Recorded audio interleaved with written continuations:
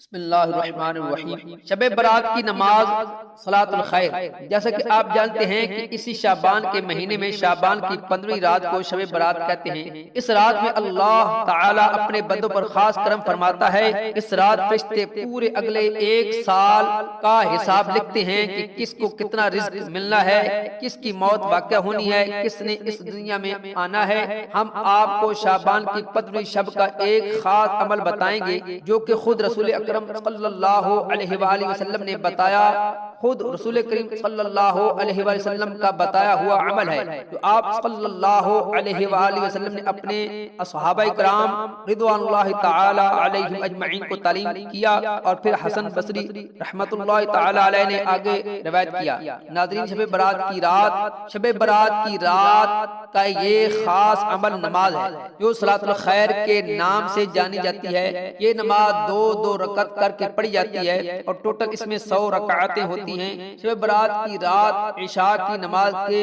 بعد یہ 100 رکعت کی نماز دو رکعت کر کے پڑھی جاتی ہے، اور ہر رکعت میں سورہ فاتحہ کے بعد 10 مرتبہ سورہ اخلاص پڑھی جاتی ہے۔ اس نماز کے بارے میں حسن بصری رحمت اللہ تعالی علیہ فرماتے ہیں کہ مجھ سے رسول اکرم صلی اللہ علیہ وآلہ وسلم کے 30 صحابہ کرام علیہم رضوان نے یہ بیان کیا کہ شب برات کی رات جو کوئی یہ نماز پڑھتا ہے، اللہ تعالیٰ اس کی طرف 70 مرتبہ نگاہ کرتا ہے، اور ہر بار اس کی طرف نگاہ کرنے پر اس کی 70 حاجتیں پوری کرتا ہے۔ ناظرین، آپ خود بھی اندازہ لگا لیں کہ آپ کی کیا کیا حاجات ہوں گی۔ کسی کو اولاد کی حاجت، تو کسی کو اچھے روزگار کی حاجت، کسی کو اچھے رشتے کی حاجت، الغرض ہر جائز حاجت اس رات یہ نماز پڑھنے سے پوری ہوگی انشاء اللہ الکریم۔